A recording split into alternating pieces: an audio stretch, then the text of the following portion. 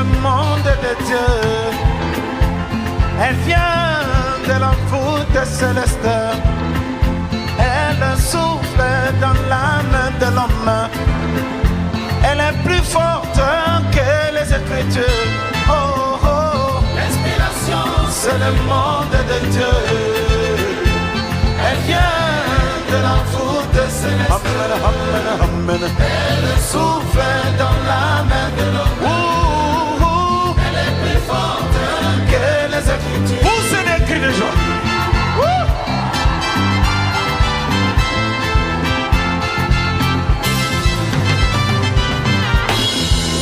Regardons un peu le grand prophète Moïse, ordonnant la loi aux enfants d'Israël, leur disant concernant le mariage, vous ne devez jamais prendre des païennes.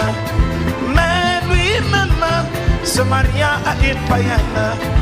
Osez la montrer la vie de Jésus-Christ, qui devait se marier à une païenne.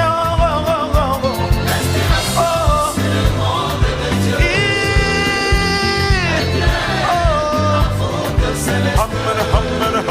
Elle souffle dans l'âme de l'homme. Elle est plus forte que les Écritures. Nous dansons pour Jésus.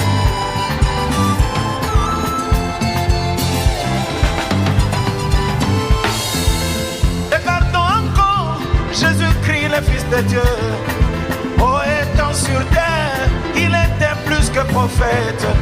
Il connaissait la loi de Moïse, qui disait que, enfants d'Israël, vous ne devez jamais manger la chair et boire le sang. Mais lui dit, il faut manger ma chair et boire mon sang pour avoir la vie éternelle.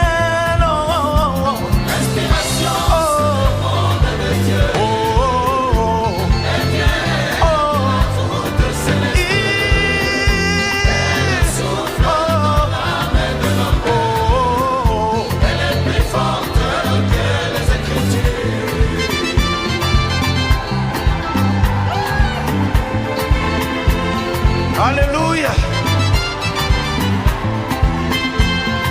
Est-ce que vous êtes dans la joie? Quand un homme chante sans l'esprit de Dieu en lui, ceci est semblable aux cymbales qui retentissent. Quand l'inspiration vient, c'est très différente. Elle fait dresser les cheveux, elle fait pousser des cris, elle fait dire amen et alléluia. Elle réconforte et elle nourrit. Elle marque la différence. C'est ça le monde de Dieu. Oh, oh, oh. L'inspiration, c'est le monde de Dieu. Elle vient de la voûte céleste. Elle souffle dans l'âme de l'homme. Elle est plus forte que les Écritures. Alléluia.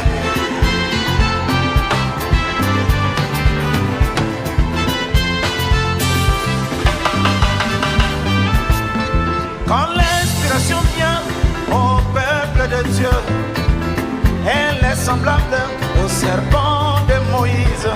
Elle avale les chansons des autres. Et elle prouve qu'il y a un Dieu quelque part. Car un homme de chair ne peut pas chanter comme cela.